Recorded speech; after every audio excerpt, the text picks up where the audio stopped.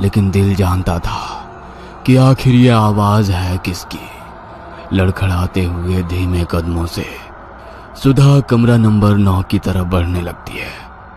कमरे के बाहर पहुंचकर वो दरवाजे में लगे शीशे से अंदर झांक कर देखती है तो उसे वहां कोई नजर नहीं आता।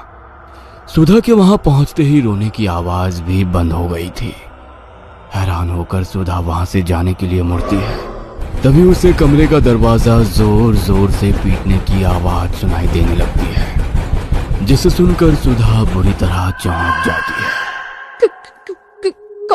कौन है वहाँ? कौन है? सुधा के पूछते ही एक बार फिर से किसी औरत के बुरी तरह से रोने चिल्लाने की आवाजें सुनाई देनी शुरू हो जाती है। एक तरफ दरवाजा पीटने की धम धम, दूसरी तरफ वो डरावनी रोती हुई स्त्री की आवाज। सुधा दौड़ते हुए डॉक्टर राघव के कैबिन की ओर जाने लगती है, लेकिन अचानक सुधा को महसूस होता है कि राघव के कैबिन के बाहर कोई औरत काला लबादा पहने खड़ी उसे ही घूर रही है। कौन हो तुम? क्या चाहिए तुम्हें? सुधा के पूछने पर उस औरत के सर से वो लबादा हट जाता है। सामने खड़ी हुई महिला का चेहरा इतना भयानक था कि उसे देखकर सुधा के मुंह से चीख निकल जाती है और वो हड़बड़ाकर जमीन पर गिरती है। उस औरत का चेहरा नहीं, राख की एक धुंधली आकृति थी जो सुधा के चीखते ही हवा में मिलकर वहां से गायब हो गई थी। सुधा की चीख सुनकर डॉक्टर राघव अपनी कैबिन से बाहर आ जाते हैं। क्या हुआ सुधा, तुम्हें नीचे कैसे गिर पड़ी? डॉक्टर यहाँ कुछ था। अभी यहाँ कोई खड़ा हुआ था जो मेरे देखते ही देखते राख बनकर हवा में गायब हो गया। कमाल करती हो तुम। कौन होगा यहाँ? जानती हो ना, इस गांव के लोग अस्पताल में इलाज कराने नहीं आते। पिछले 10 दिनों से हम अकेले ही तो पूरी रात बिता रहे थे, फिर इतनी रात को कौन होगा यहाँ? सुधा की आंखों ने जो देखा वो चाह कर भी उसे भूल नहीं सकती थी। आप मेरी बात पर यकीन करिए डॉक्टर, यहाँ कोई था, मैंने अपनी आंखों से उसे देखा। अच्छा आप एक बात बताइए, आपने किसी औरत के रोने की आवाज नहीं सुनी? मैंने खुद अपने कानों से उसके रोने की आवाज सुनी, और जब मैं कमरा नंबर 9 के पास गई तो वो आवाज अचानक से बंद हो गई। आसपास घना जंगल है, जरूर किसी जंगली जानवर के रोने की आवाज सुनी होगी तुमने। घबराओ नहीं, मुझे ऐसा लगता है तुम्हें आराम की जरूरत है। मैं ड्यूटी पर हूँ, कोई मरीज आएगा तो मैं अटेंड कर लूंगा, तुम चिंता मत करो।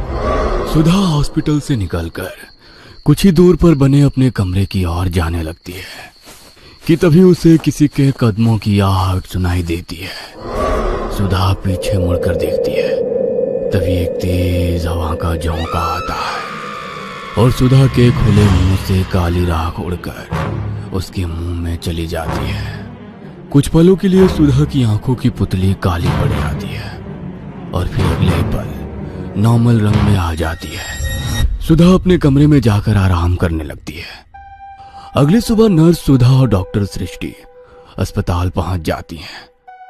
आज पहली बार गांव के लोग एक 14-15 साल के लड़के को लेकर अस्पताल में आते हैं। डॉक्टर साहब देखिए ना क्या हो गया है मेरे बच्चे को।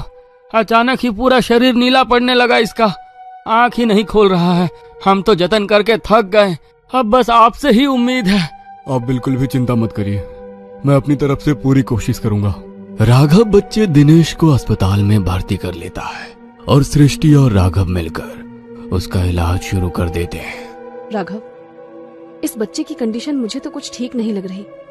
ना तो किसी जहरीले जानवर के काटने का शरीर पर कोई निशान दिखाई दे रहा है, और ना ही ऐसा लगता है कि इसने कोई जहरीली चीज खाई हो। फिर अचानक इसे हुआ तो क्या हुआ? मुझे भी कुछ समझ में नहीं आ रहा। फिलहाल आज रात के लिए इसे अंडर ऑब्जर्वेशन रखते हैं। अगर सुबह तक भी कुछ आराम समझ में नहीं आया तो इसे शहर रेफर कर देंगे। रात घेर आई थी। राघव और सृष्टि आज ड्यूटी पर थे। देर रात गए अचानक बेहोश पड़े दिनेश के शरीर में हलचल शुरू हो जाती है और वो किसी जिंदा लाश की तरह अपने बिस्तर से उठकर तन कर खड़ा हो जाता है, जिसे देखकर सृष्टि चौंक जाती है। लेट जाओ, मुझे देखने दो मुझे, तुम ठीक तो हो ना? सृष्टि स्टेथोस्कोप लेकर दिनेश के सीने पर लगाती है। तभी दिनेश एक जोरदार धक्का देकर सृष्टि को दूसरी तरफ धकेल देता है। क्या हुआ तुम्हें? दिनेश, दिनेश तुम ठीक तो हो ना? मैं तुम्हारे पेरेंट्स को बुलाती हूँ। Calm down please. अभी तक दिनेश को अपने पेशेंट की तरह ट्रीट कर रही सृष्टि अचानक ही उसकी आंखों की तरफ देखती है तो उसके पूरे बदन में मानो जोर-जोरी दौड़ जाती है। दिनेश की आंखें बहुत ही डरावनी नजर आ रही थी। उसकी आंखों की पुतलियां पूरी तरह काली हो चुकी थी और चेहरा इतना भावहीन था जैसे कोई मुर्दा अपनी चिता से उठकर खड़ा हो गया हो। एकाएक वार्ड में लटकी पुरानी ट्यूबलाइट झपकने लगती है और कमरे में सीलन की तेज बदबू फैलने लगती है। ये सब क्या हो रहा है? क्या हो रहा है यहाँ पर? दिनेश, ये तुम क्या कर रहे हो? लेकिन तुम ये कर कैसे सकते हो? सृष्टि के इतना कहते ही दिनेश घूर कर सृष्टि को देखने लगता है और अपने हाथ सृष्टि की गर्दन की ओर बढ़ाकर उसकी ओर आने लगता है। सृष्टि डर के मारे जोर जोर से चिल्ला रही थी कि तभी नर्स सुधा कमरे में आ जाती है और दिनेश की गर्दन पकड़कर उसे दीवार में दे मारती है। दिनेश जमीन में गिर चुका था और उसके सर से खून बह रहा था। दिनेश के सर से खून बहता देख सिस्टर सुधा किसी जंगली जानवर की तरह अपने हाथ और पैरों पर चलते हुए दिनेश तक पहुंचती है और उसके सर से बह रहे खून को बुरी तरह से चाटने लगती है। डॉक्टर सृष्टि एक कोने में बूंद बनी यह अविश्वसनीय घटना देख रही थी। अगले ही पल मानो नर्स सुधा पर कोई वहशी जानवर हावी हुआ हो और उसने दिनेश का हाथ मरोड़कर कंधे से अलग कर दिया। डॉक्टर होने के बाद भी यह विभत्स दृश्य देखकर सृष्टि की आंखों के आगे अंधकार छा गया और वो अपने होश खो बैठी थी। कुछ देर बाद होश आया तो राघव सृष्टि को घेरे बैठा था। सृष्टि, क्या हुआ था वहां? और वो लड़का, उसकी मौत कैसे हुई? और वो सुधा कहाँ चली गई? राघव की बात सुनकर सृष्टि रोते हुए उसे कमरे में हुई सारी घटना के बारे में बताने लगती है, जिसे सुनकर डॉक्टर राघव सन्न रह गया था। राघव एक अमीर पिता की इकलौती संतान था। चाहता तो पिता की दौलत पर जीवन भर राज कर सकता था, लेकिन उसने पापा के बिजनेस से जुड़ने की बजाय कड़ी मेहनत करके एक डॉक्टर बनने की इच्छा जताई। नियति ने अपना खेल शुरू कर दिया था। पिता सिंघानिया बेटे राघव के लिए एक बहुत बड़ा अस्पताल बनाकर तैयार करना चाहते थे, लेकिन राघव उसने कुछ और ही सोच रखा था। Are you sure Raghav? तुम वाकई उन आदिवासियों के बीच जाकर उनका इलाज करना चाहते हो? देखो, समाज सेवा के बारे में सोचना और रियल में उसके लिए अपनी पूरी लाइफ को दांव पर लगा देना, ये दो अलग अलग बातें होती हैं। गोल्ड मेडलिस्ट हो तुम। पीजी करने के बाद अगर तुम चाहोगे तो बड़े से बड़े अस्पताल में प्रैक्टिस करके लाखों रुपए कमा सकते हो। मुझे पैसे कमाने के होते ना सृष्टि, तो मैं पापा का बिजनेस भी ज्वाइन कर सकता था। मेरी लाइफ का कुछ अलग ही पर्पस है। सिर्फ पैसे कमाने में मैं उसे बर्बाद नहीं करना चाहता। बड़ी बड़ी बातें करने वाले तो मैंने बहुत देखे हैं राघव। तुम पहले इंसान हो जो सच में इतने बड़े खानदान का बेटा होकर भी उस बीहड़ में अपनी जिंदगी कुर्बान करने जा रहे हो। इतना कहकर सृष्टि कुछ पलों के लिए शांत हो गई थी। Don't be sad Srishti, I understand. तुम्हारी फीलिंग्स की रिस्पेक्ट करता हूँ, लेकिन मैं यही चाहता हूँ कि तुम अपनी जिंदगी में आगे बढ़ो। मेरा इंतजार मत करना, मैं लौट कर नहीं आऊंगा। और मेरा यकीन करो, मैंने ऐसा एक पल के लिए भी नहीं सोचा कि तुम अपनी पूरी जिंदगी दांव पर लगाकर मेरे साथ आओगी। सृष्टि और राघव ने 2 साल पहले मेडिकल में अपना पीजी कंप्लीट किया था। दोनों ही काबिल डॉक्टर बन गए थे। पिछले 8 सालों से पढ़ाई के दौरान दोनों साथ में थे, लेकिन पढ़ाई पूरी करने के बाद राघव ने कहा कि वो अपनी सारी जिंदगी उन लोगों के लिए डिवोट करना चाहता है जिनके पास आज भी मेडिकल फैसिलिटीज के नाम पर कुछ भी नहीं है। तुम किसी भी गांव में जाकर सोशल सर्विस कर सकते हो, ये आदिवासी गांव ही क्यों? मैंने सुना है ये आदिवासी लोग बड़े खतरनाक होते हैं। इनकी अपनी कुछ प्रैक्टिस होती है और ये उसी पर भरोसा करते हैं। मैंने तो यहाँ तक सुना है कि ये लोग दवाइयाँ, हॉस्पिटल, इन सब चीजों में विश्वास ही नहीं करते। आज भी अपने पारंपरिक तरीकों से ही बीमार लोगों का इलाज करते हैं। मुझे तुम्हारी बहुत चिंता हो रही है राघव। पता नहीं वो लोग तुम्हें एक्सेप्ट कर भी पाएंगे या नहीं। तुम बिना बात की फिक्र कर रही हो। अरे ऐसा कुछ भी नहीं है। वहाँ पहले से ही एक हॉस्पिटल है, बस थोड़ा मेंटेन करवाना पड़ेगा, सब हो जाएगा, डोंट वरी। राघव सृष्टि से प्यार तो बहुत करता था, लेकिन वो जानता था उसे अगर अपने मकसद तक पहुंचना है तो इस इमोशनल कनेक्शन को यहीं तोड़ना होगा। सब कुछ छोड़ छाड़ कर राघव झारखंड की पहाड़ियों के बीच बने उस आदिवासी गांव में पहुंच गया था।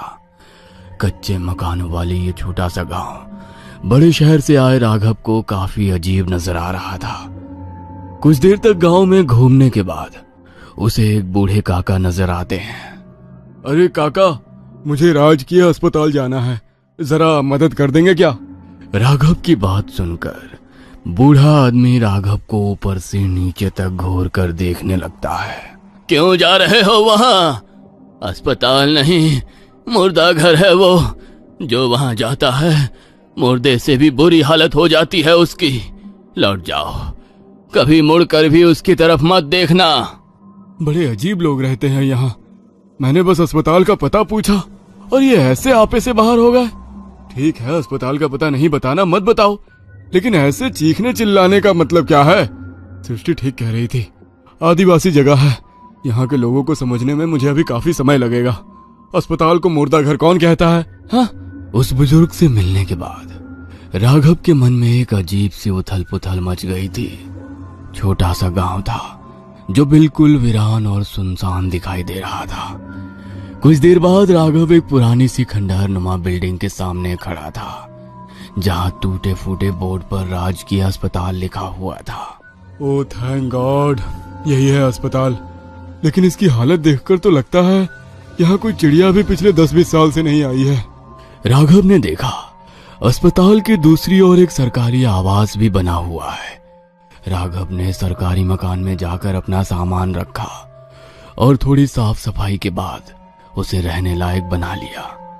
कुछ दिनों की मेहनत के बाद अस्पताल से कुछ कमरे साफ सफाई करके इस्तेमाल लायक हो गए थे। एक दिन अस्पताल के बाहर एक गाड़ी आकर रुकती है, जिसमें डॉक्टर सृष्टि और नर्स सुधा दिखाई दे रहे थे। राघव, हम दोनों भी तुम्हारे इस मिशन में तुम्हारे साथ हैं। अस्पताल हम मिलकर चलाएंगे, लेकिन अभी भी मेरे मन में बार बार यही सवाल आता है कि आखिर इतनी दूर ये गांव में आकर ही क्यों तुमने अस्पताल बनाया? सृष्टि, कुछ सवाल इंसान को कभी चैन से जीने नहीं देते, और मैं यहाँ अपने मन में उमड़ रहे सवालों का जवाब पाने के लिए आया हूँ। बचपन से ही मुझे कुछ अजीबोगरीब सपने बेचैन करते थे। सपने इतने धुंधले थे कि साफ साफ कुछ समझ में नहीं आता था। धीरे धीरे जब मैं बड़ा होने लगा तो एक एक करके कुछ चीजें साफ दिखाई देने लगी, और उन सपनों में ही मैंने कुंदनगढ़ का राजकीय अस्पताल भी देखा। पिताजी से मैंने कई बार पूछा कि क्या मेरा कुंदनगढ़ से कोई संबंध है, तो उन्होंने हमेशा इनकार कर दिया। बस उन बिखरी कड़ियों को जोड़ने के लिए मैंने यहाँ आकर प्रैक्टिस करने का विचार बनाया। मैं खुद को यहाँ से बहुत जुड़ा हुआ सा महसूस कर रहा हूँ। इस हॉस्पिटल का हर कोना ऐसा लगता है जैसे मुझसे कुछ कहना चाहता है। सृष्टि राघव से अलग नहीं होना चाहती थी, इसलिए काफी सोचने के बाद अब वो भी राघव के साथ हॉस्पिटल में काम करने के लिए अपने साथ एक नर्स सुधा को लेकर कुंदनगढ़ आ जाती है। हम क्या मुंह दिखाएंगे सृष्टि, वो लड़का हमारी जिम्मेदारी था। आदिवासी गांव है, पहले ही लोग हमारे इलाज करने के अंग्रेजी तरीकों पर भरोसा नहीं करते। ऐसे में अगर उन्हें पता लगा कि हमारे अस्पताल में हमारी नर्स के हाथों उनके बच्चे की मौत हो गई है, तो हम इस गांव से जिंदा लौट कर नहीं जाएंगे। मेरे पास एक आइडिया है, इस बच्चे की बॉडी को सील कर देते हैं और गांव वालों को यही बताएंगे कि शरीर में एक ऐसा इन्फेक्शन है जिसे यदि किसी ने भी छुआ तो उसे भी यही खतरनाक बीमारी लग सकती है, और इस बीमारी के कारण ही दिनेश की मौत हुई। हो सकता है गांव वाले हमारी बात पर भरोसा कर लें। जैसा कि सृष्टि ने कहा था, डॉक्टर राघव गांव के मुखिया को दिनेश की बॉडी सौंपते हुए वही बातें दोहरा देता है। मुझे ऐसा लगता है डॉक्टर साहब ठीक कह रहे हैं, वाकई दिनेश की हालत सामान्य नहीं थी। अगर डॉक्टर साहब का कहना है कि दिनेश को किसी को भी नहीं छूना चाहिए, तो हमें उनकी बात माननी ही चाहिए। कोई भी दिनेश की लाश को नहीं छुएगा, ऐसे ही बक्से में बंद करके ही उसका अंतिम संस्कार कर देंगे। मैं नहीं चाहता कि कोई भी महामारी इस गांव में फैले। गांव वालों ने सृष्टि और राघव की बातों पर भरोसा कर लिया था। फिलहाल तो गांव के लोगों को पता नहीं लग पाया था कि नर्स सुधा ने उसकी जान ली है, लेकिन राघव और सृष्टि के सामने कई अनसुलझे सवाल खड़े हो गए थे। आखिर सुधा को क्या हुआ है? ऐसे अचानक उसने दिनेश को क्यों मार डाला? और अब वो गायब कहाँ हो गई है? आखिर क्या है इस अस्पताल का राज? क्या नर्स सुधा पर कोई शैतानी ताकत सवार हो गई है? क्या राघव और सृष्टि यहां से कभी निकल पाएंगे? जानने